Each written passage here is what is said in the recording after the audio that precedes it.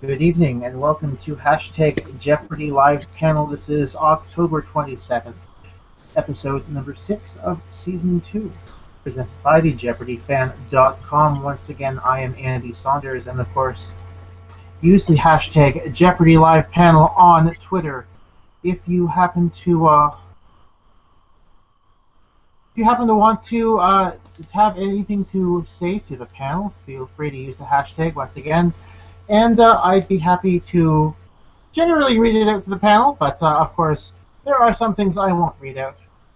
Hopefully we won't need to do that. But as always, I will introduce tonight's panel. First up, the founder of thejeopardyfan.com, Jeannie Kenkel.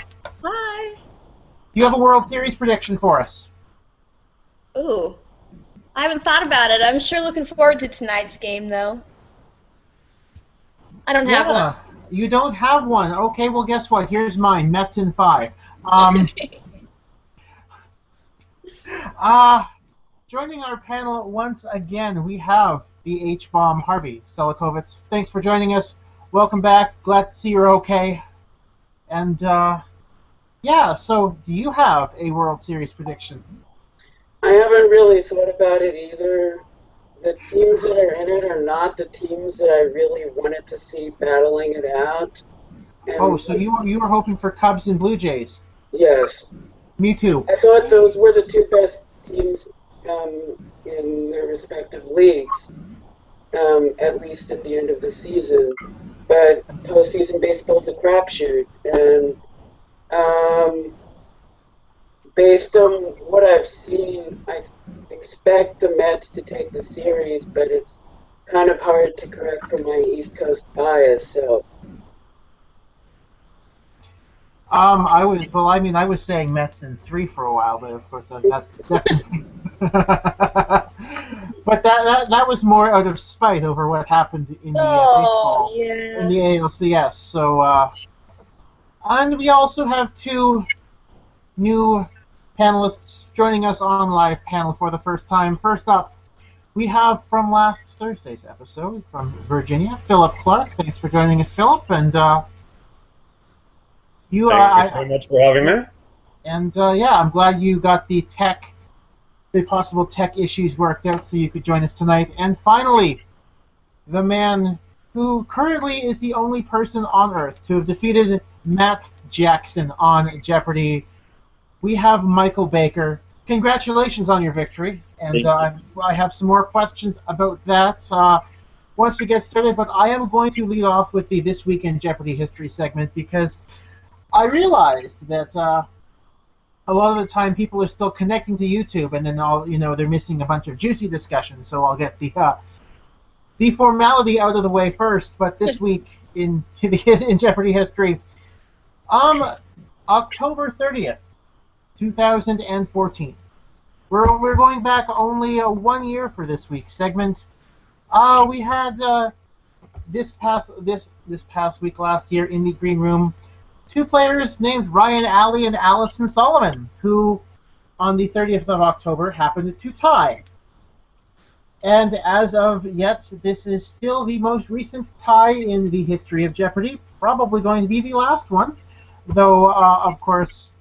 The news broke on live panel last year that after the Tournament of Champions, ties would no longer be allowed. So, of course, Michael, Phil, you were obviously briefed of that in the green room. What was your reaction to that? Well, I already knew because I saw it on the board, so it just kind of confirmed what we already knew for me. I hadn't heard it before being backstage, but just wasn't going to change anything unless it came down to betting strategy for Final Jeopardy.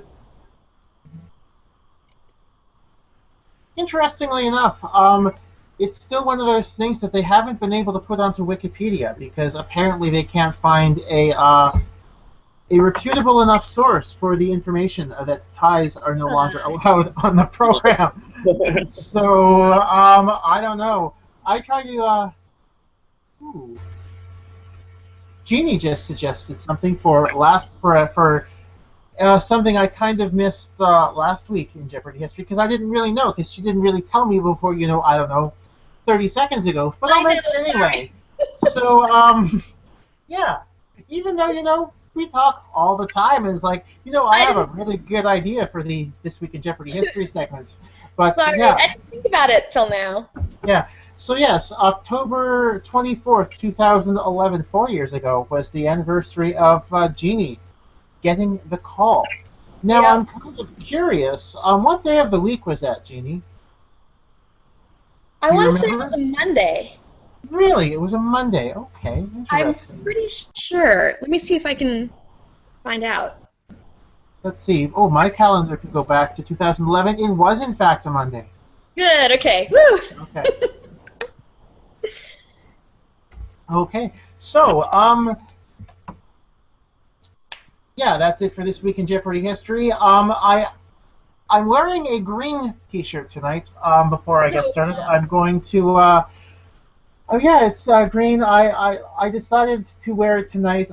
Some people thought I might have saved it for the Tournament of Champions preview episode, but I received this in the mail. All right. From a Tournament of Champions player coming up. The Tournament of Champions coming up early November. Thank you, Carrie, for the Team Carrie T-shirt, which I am going to probably wear again a couple of times over the next month. Hopefully at least 4 more times, if you get what I'm saying. I'm cheering for her to make the final. Oh, that's nice. So, yeah, I mean, she had one of these made up for me. I think I got to cheer for her now. But, yeah. So, I'm going to start off here with, I guess let's ask Michael some questions about his, about defeating the Giant, Matt Jackson. What was it? I'm going to ask first. I mean, if you guys have any questions on the panel as well, feel free to just fire them away at him too. But how did it feel going in to hear Matt was announced as a? Yeah, I mean, yeah, because it was pretty. We found out pretty quickly in the green room, and I'd already been trying to kind of suss out who the champion was at that point. And when we first got there off the shuttle, I was looking around like, no, I don't know, because Matt was on the shuttle with us, and this woman walked up at the back, and Maggie went over and greeted her. Was like, oh, hey, how's it going? Welcome back, and all this. I was like, that's her. So, and that was Christine, who played Matt the show before I did, and she was just the LA alternate that was coming back. So I was totally right on there. So, and then, so then we were in the room. I think it was like right after we finished the paperwork, they introduced Matt. I said, how many games have you won? And he said, 11. Oh, I cannot imagine. And the thing is, it really didn't register at that point. I tried not to even think of it in like the context of how many that really was, and I just did it was a lot. And like I didn't even think of like the Arthur Jew tying at that point. Although he reminded us in rehearsal when you did the fake final at first, and he wrote down who was Arthur Jew. So Michael, that means that you got to watch a couple of his games before you had to go up against him. And yeah, it's one thing to hear that he's won 11 games, but then to see the manner in which he was earning his victories, like $40,000 or $50,000 a game his last 2 games.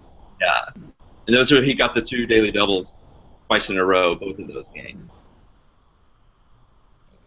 And like, how did you feel at that point? I mean, it kind of set up clear what had to be done in the second round. That had to be found, because there was actually the Victor on the first day especially was very strong against him at first, and was doing really well at first, as was Corbin did really well the next day too. So he was taking out some really strong competition. So it was pretty intimidating.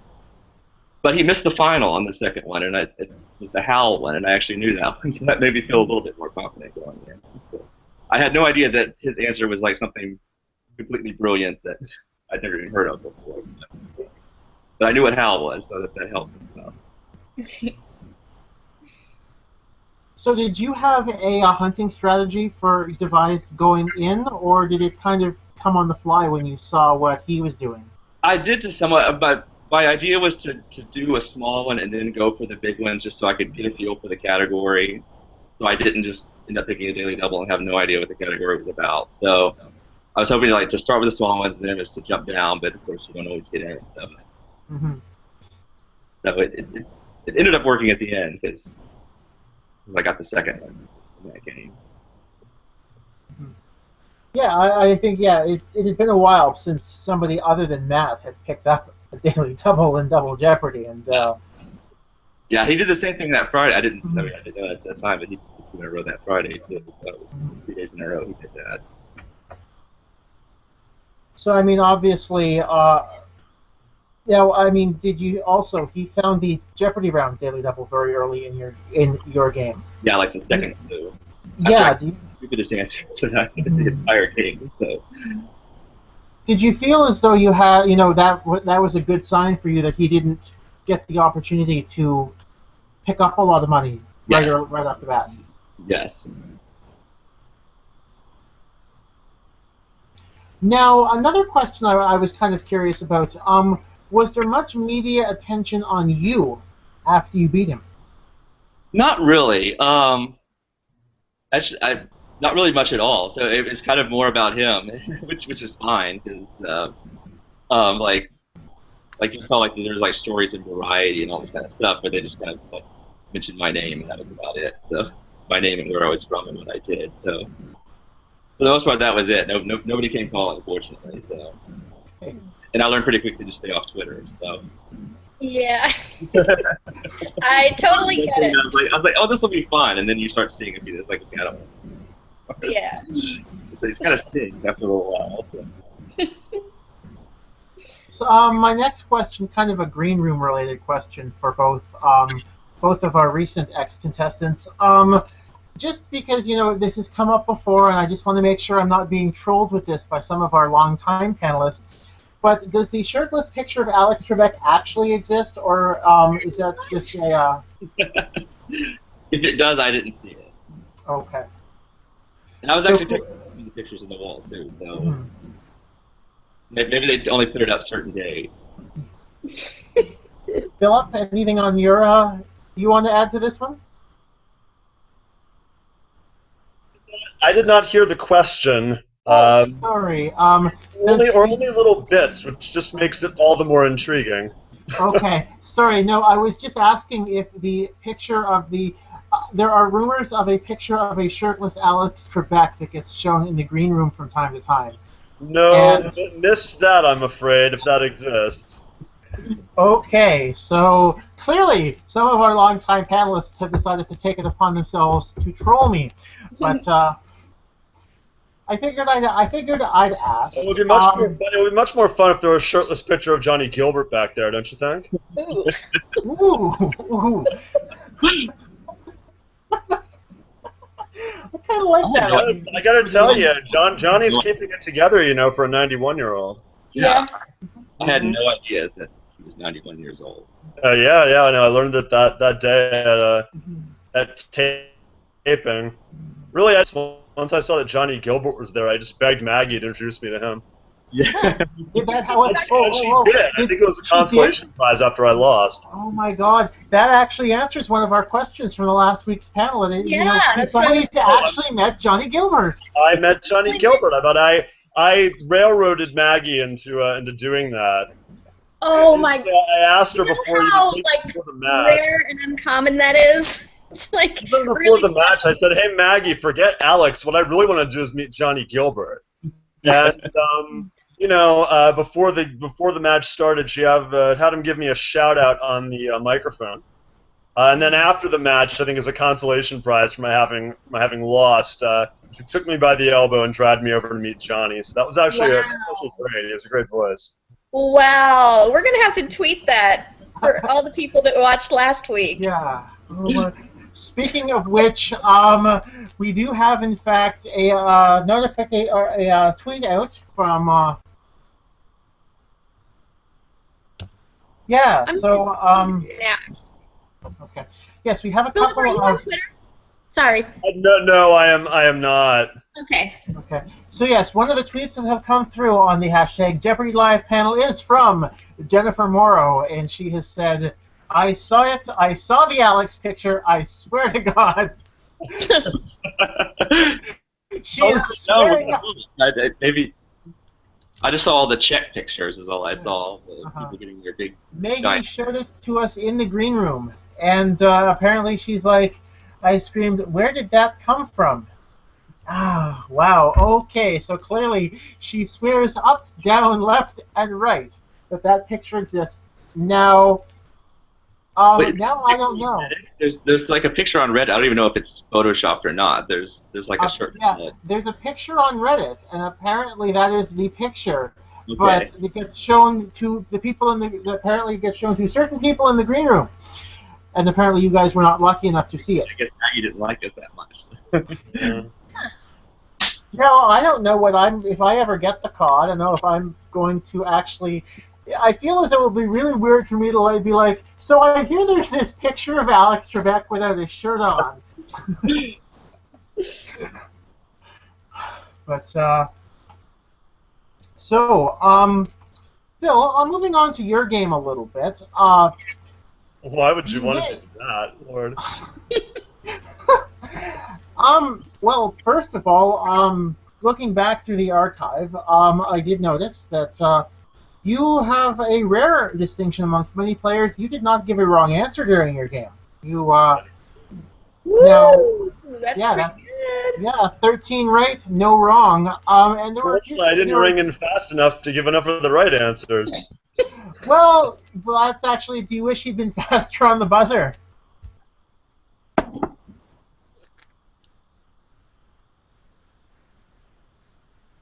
Philip? Sorry, was there a question there? Yeah, there was. Sorry, do you wish you'd been faster on the buzzer? Oh, absolutely. I mean, of course.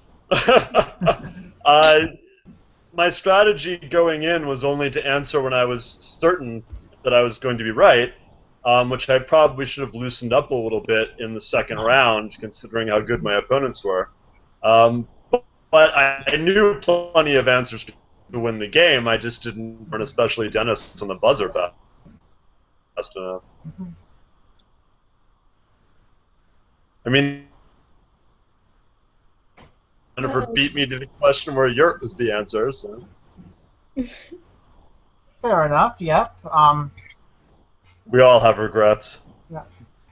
Yeah. Were there any specific clues that went for a triple stumper that you wish you'd run in on?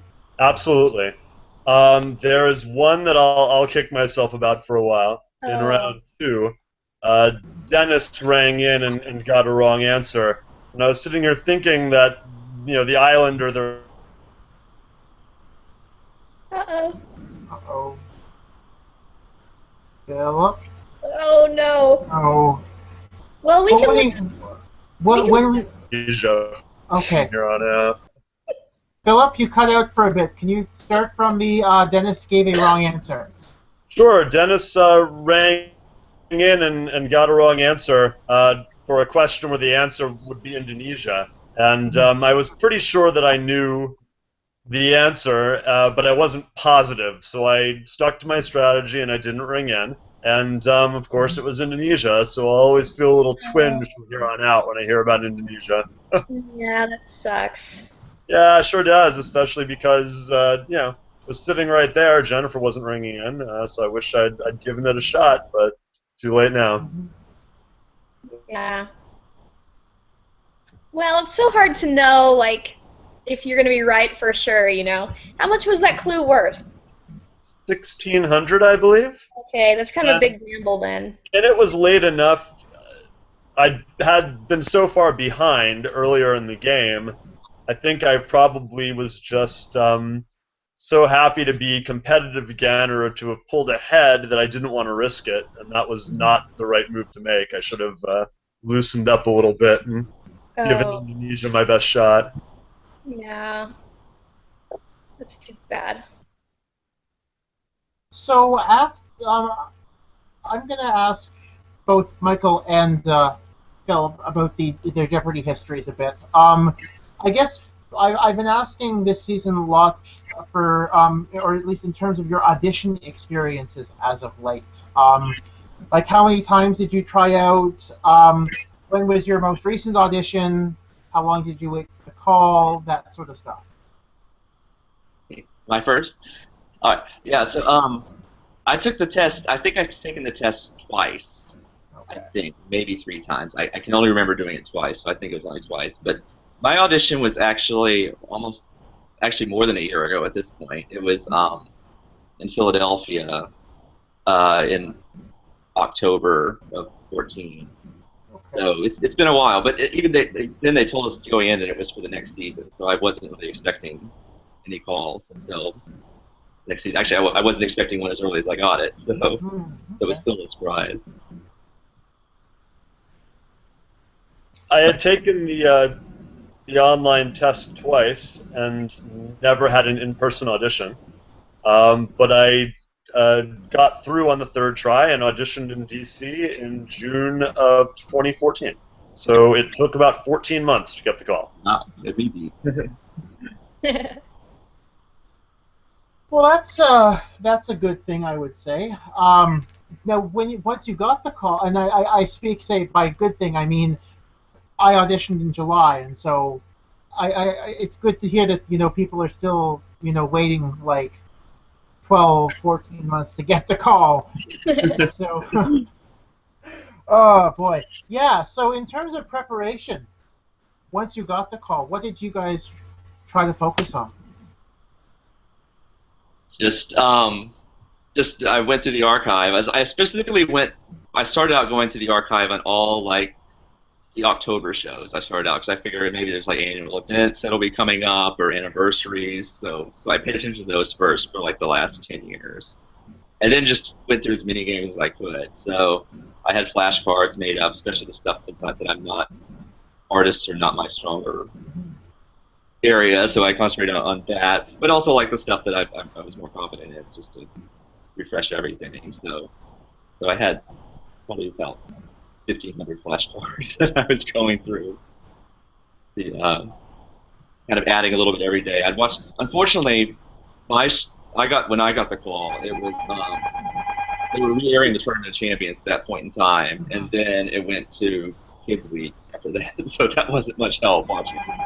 Um, but I was like watching all the reruns too. Just anytime there was anything I didn't recognize, I would just note it down and add it to the flashcard.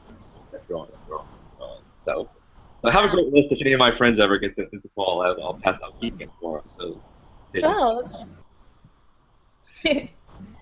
good. You have friends that are going to take the test? I do. But actually, I have one who auditioned already. Another guy in the course with me. So he'll be the third one. If he gets in. But yeah, I have some people I'm lining up. So we'll make a little army.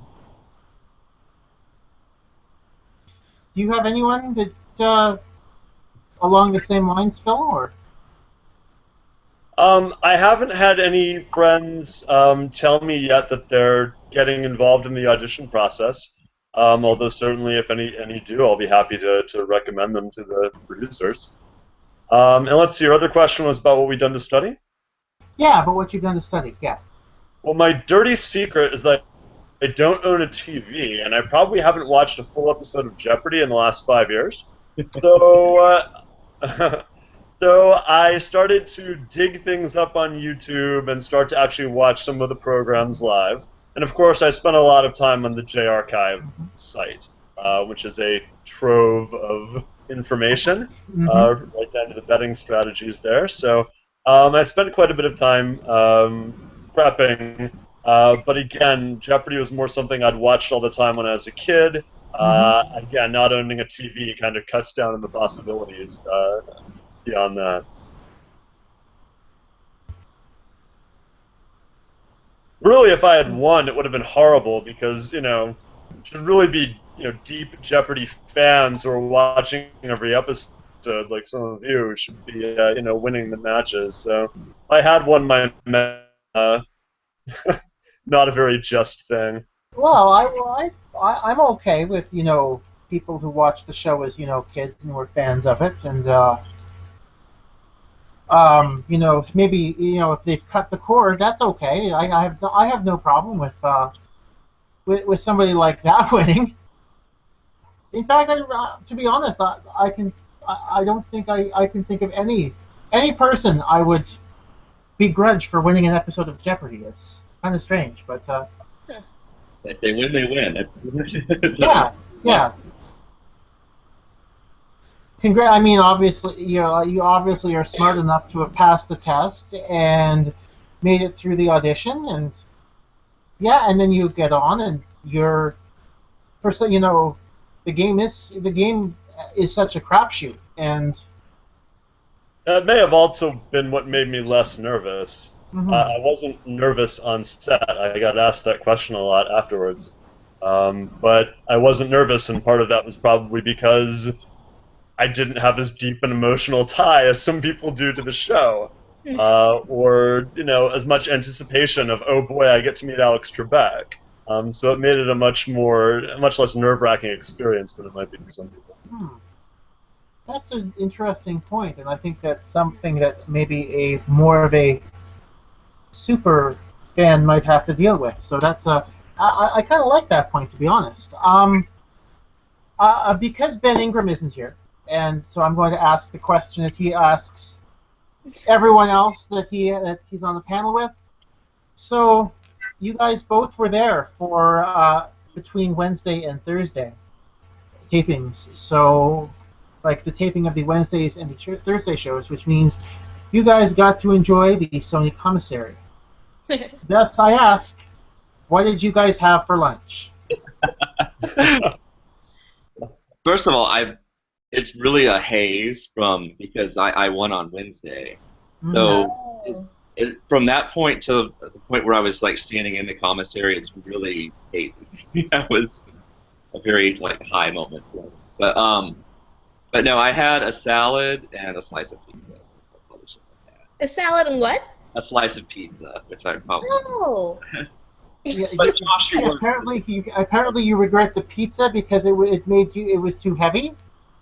Yes, I was. The lunch break kind of gave my adrenaline totally crashed over lunch. And of course, I slept maybe 2 hours a night for the last 2 nights. It was just all. I should have had coffee. I didn't have any coffee. But so when we came back from lunch and we're doing the post-lunch rehearsal. First of all, I thought post-lunch rehearsal was going to be longer than it was. I thought we were going to play another full game again, but we just played one round. But I guess it fits because there's 6 people gone by that point. But it was one of the categories, the stupid questions thing came up, and I was like, even that didn't make any sense to me. I was like, well, I can't even concentrate on this right now. So. And my advice. And you, Philip, what did you have for lunch? Yeah, it's a bit of a haze as well because I didn't know whether I'd be the Thursday or the Friday show at that point. But I recall having a BLT. Oh wow. I guess the insider Jeopardy scoop on the commissary is that they ask you to keep it to $12 or less. So you're not allowed to just go pigging out in the Sony Picture Studios. I didn't realize that. So I didn't either, actually. Yeah, but yeah, it's perfectly possible to get a nourishing meal for your afternoon tapings there in the Jeopardy commissary. So I appreciate it. Tasty stuff. Obviously, I think the reason why Ben asks what did you have for lunch is because obviously, if you do choose to pig out, you might end up crashing a bit if you're taping on the Thursday episode from the sheer amount of food eaten if you do pig out. So that's an important consideration. Also, because there are people who probably tuned in late, I am going to show the Team Carey shirt again. Thank you, Carey. Hey, it's funny. So far, some of the contestants have sent me various things. I guess you could call it Jeopardelia, but there's the Team Carey shirt. VJ Valse has sent invitations. Yes, Watch I got that too. yes, the Battle of the Decades. He sent an invitation. Watch me on Jeopardy, and the quarterfinals. I have those somewhere. I should probably bring them out for a panel at some point. And Yeah. also for his Tournament of Champions, he did the same thing. So Yeah. those are some fun things that I also have. I may do that for the Tournament of Champions preview show. But Okay. yeah. Do you guys have any questions at this point? I've asked about preparation, auditions, what you had for lunch.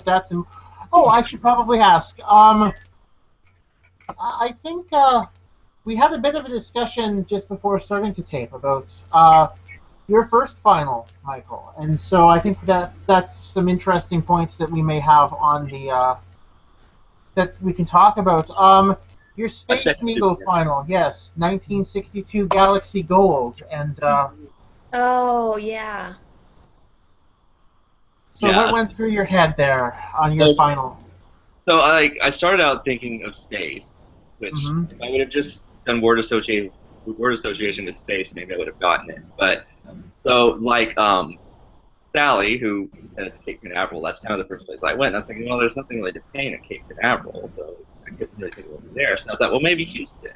So I'm actually from Houston, so I was thinking there. I was like, there's nothing at the Johnson Space Center, and it wasn't the Johnson Space Center anyway. Hmm. LBJ was the president. So then I thought, well, maybe. And I thought, maybe it's the Astrodome. So like I said, it's like that was built then. And I thought, there's no way that they painted the Astrodome in 2012 because it's that state of disrepair for more than a decade. And junkie, so they wouldn't be painting it. So I thought, but then that put me on sports stadium. So I was like, okay. And then all of a sudden, the Galaxy Gold thing. So I started thinking, oh, the LA Galaxy. Maybe they did something in 2012 for the LA Galaxy. And I don't really follow soccer too closely, so I didn't know. Maybe they did well that year or something. So I was just trying to think of sports stadiums. And by this time, I had about 3 seconds left. So I was like, okay, that's the only sports stadium I can think of in LA. And as we were saying, it turned out it was actually built pretty close to that time. It was also in the news, like, well, the Dodgers moved to LA not too long before that, so maybe it made sense. Not to mention that it doesn't have a roof, but the paint. But that's where I landed. So. Now, Harvey, you mentioned that there was a Gothamist article you were reading recently with some interesting information about the Los Angeles Dodgers and possible domed stadiums. Do you want to share that? Yeah, I don't remember all the details precisely, but it was in the Gothamist, which is a blog that's popular among New York City area readers. Michael is probably familiar with it. And it mentioned that before Walter O'Malley, who was then the owner of the Dodgers, moved the team to LA, there was discussion about building a domed stadium for the team in Queens, at the site where they ended up building Shea Stadium several years later. But O'Malley did not want to move his team to Queens. And had the domed stadium been built in Queens, it was going to be designed by Bucky Fuller, who is well known for his domes. But it's not clear whether it would have had a Galaxy Gold covered roof or not had that plan come to fruition. But anyway, things fell apart, and O'Malley did move the team to LA, of course, in 1958. And then 4 years later, the roofless Dodger Stadium opened at Chavez Ravine. Mm-hmm. And I was just in Seattle last week, so I got to stare online all week long, mocking me. Did you go up in the Space Needle? I didn't go up in it. No, I did that when I was. The last time I was in Seattle was 1990, so I was 12, 11 years old then. So I did go up it then. So I had my experience back then. Huh. Why were you there this time? It was a mixture. It was partially for work. I had a conference there, but my other half is currently living in Hong Kong. He works for the Wall Street Journal, so he's working over there for a couple of years. So it was kind of a good kind of middle point for us to leave. Oh, okay. So we did the week of like fun, and then at my conference when I came back. Okay. Wow, that's weird. You were there so close to when you when that clue. Yeah, came and I knew I was going at that point. So I already had I had my Mhm. trip planned to Seattle at that point, so it Oh. mine. So, but the funny thing is, I ran the only person in public who recognized me at this point was I was in a coffee place in Seattle. And somebody came up and said, "Oh, were you on Jeopardy?" He knew the earrings. That's how he recognized me.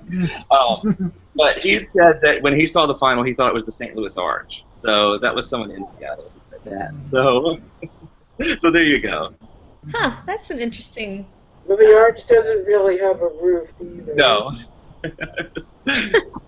I know from my perspective, when on that final, well, 1962, I was 99% sure it was the Space Needle because of Galaxy Space, and also Seattle hosted the World's Fair around that time, and so that was what drew me right there very quickly.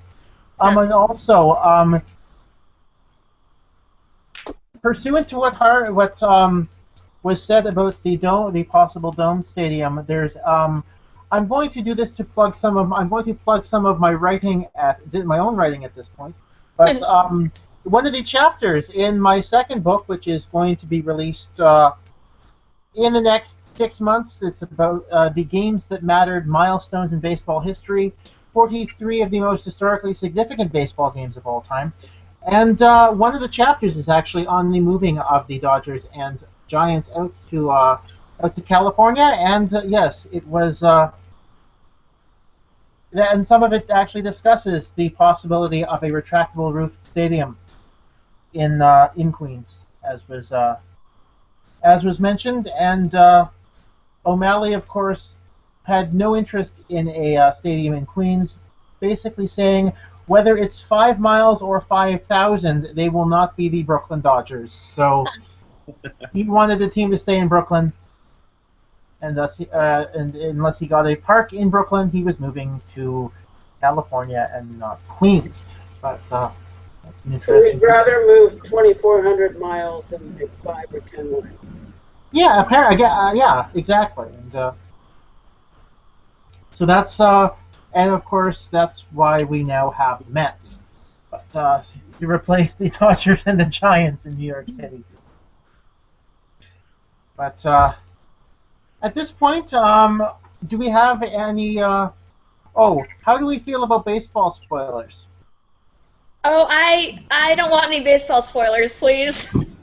I'm recording the stream. I'm going to start it from the beginning when this is over. In that case, I will not read out your tweets, Jonathan, because he's giving baseball. So you may want to avoid the hashtag, Jeannie, because there are some baseball updates on the hashtag right now, and so that's fast. Yes, yeah.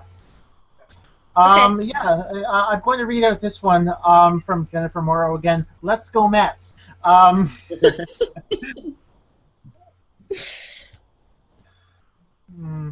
you going for the Royals now, Andy? Now that Toronto's out? No. Okay. I kind of didn't think so, but... No. Not after that August series that saw, a whole bunch of bad blood between the two teams. I can't see myself cheering for the Royals for a while. Oh, okay. So, definitely going for the Mets in this series. Okay. They've used my poor Astros, too, so... Oh. Well, I did have a question for Michael. You reminded me a lot of Mark Jappinga. Do you remember him on the show? I do, yeah. Yeah, so I was wondering how tall you were, because I want to see if you're the same height. I'm about 6'2½".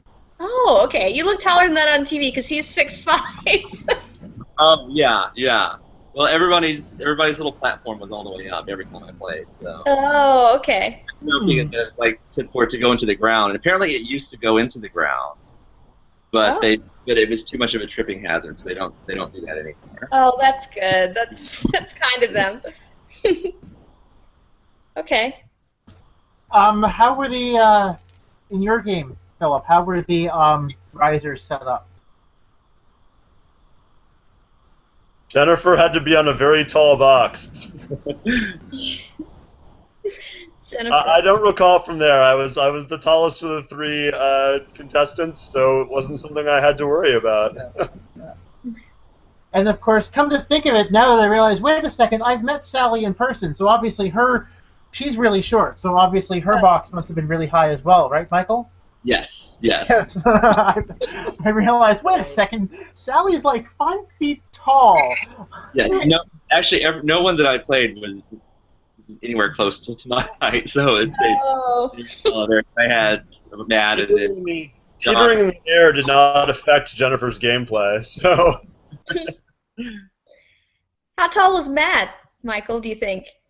He's not that tall. I mean, to me, that's to my judgment. I think that he remarked that he wasn't usually having to be put up that high.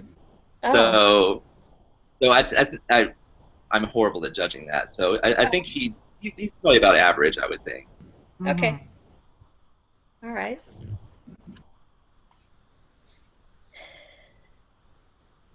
So, I guess I'm going to... Phil, did you stick around for the last taping of the day after yours, or did you just head out?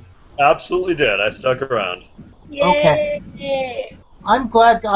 so many contestants leave, and I would stick around, too. Mm-hmm. I'll stick around for the whole experience. Yeah. Yeah. Now, how surprised were you to see Sean beat Dennis on Friday after how well he'd done on the buzzer already? I had lunch with Jennifer from my game and with Sean, and I could tell that both of them were very smart, very prepared people, just as Dennis was. So I wasn't shocked to see Steve do very well. And Dennis could sometimes be pretty aggressive with his bets, and he obviously was aggressive in the movie category.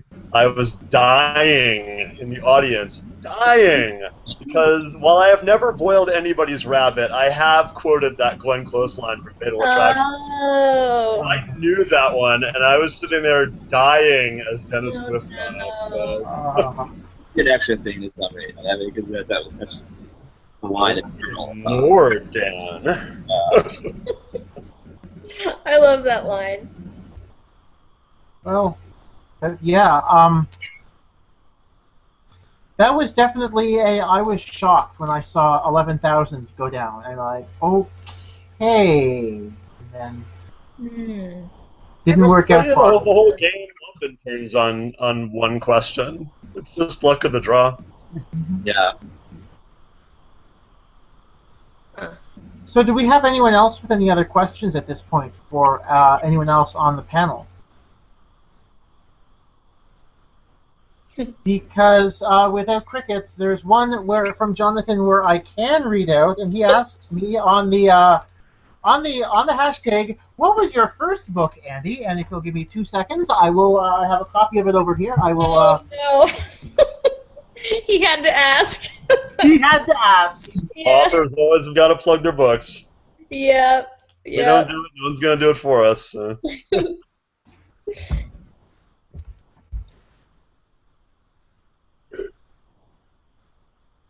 Okay, so once again, my first book, it's titled "As Bad as It Gets." It's about the 1916 Philadelphia Athletics.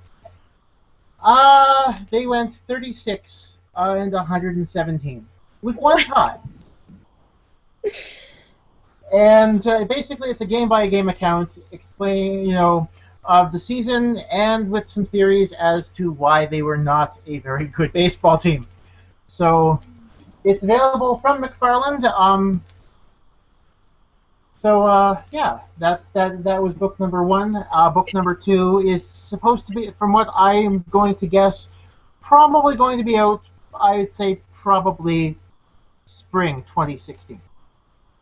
So that's my best guess right now, and thank you for asking that question, Jonathan. I appreciate it. So, do we have any other questions at this point for anyone for anyone on the panel?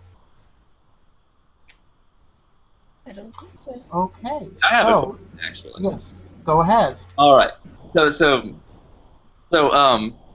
after I got back, of course, I had to be quiet for about a month, but I did some reading. I wanted to get more about poor Nancy Zerg. Oh.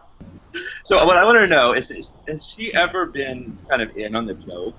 I haven't been around the community as long as a lot of people have. Has anyone ever interacted with her? Oh.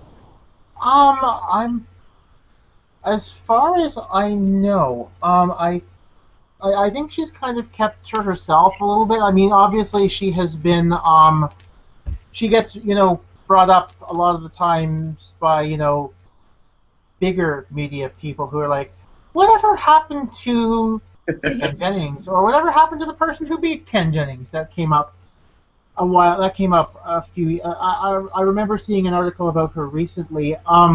In fact, come to think of it, I think one of our panelists last year, I think, is also from that area of the country and may have met Nancy Zerg at some point. I'm not entirely sure, but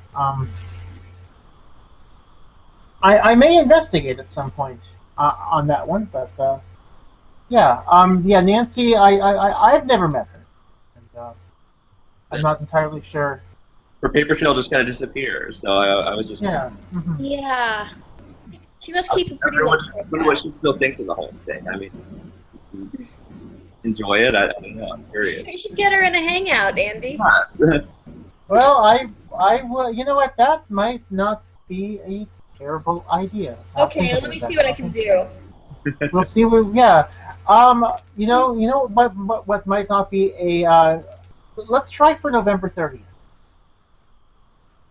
November 30th. Yeah. Is The that the idea date? being, that's the anniversary. Okay, that was going to be my Yeah. guess. Oh, there was a joke for a second. I thought November 31st. Yeah. Well, that would be a good day to have her. Mm-hmm. So yeah, that's something to consider. But any other questions at this point for anyone else on the panel? Okay, in that case, I'd like to thank everyone for tuning in. Our next episode is coming up next Monday, November the 2nd at 10 p.m. Eastern. Yes, it's already been scheduled. Jeannie will probably make an attempt to get a hold of you if you are on the show if you have been on the show in the recent past, to try to get you to appear. Also, our Tournament of Champions preview show is coming up on November the 8th. So that'll probably be the next time I wear this Team Carry shirt on the program. So I'd like to thank all of you for tuning in, for also to our panel for taking part tonight. Let me see, where is the correct... it's always fun trying to figure out all the fun technology here, but yes, here we go. Thank you for tuning in to tonight's Jeopardy Live panel once again for everyone here at the JeopardyFan.com and Jeopardy Live panel. I'm Andy Saunders. Thanks for tuning in. Have a great night. All right. Thank you. Yeah. All right. Great to be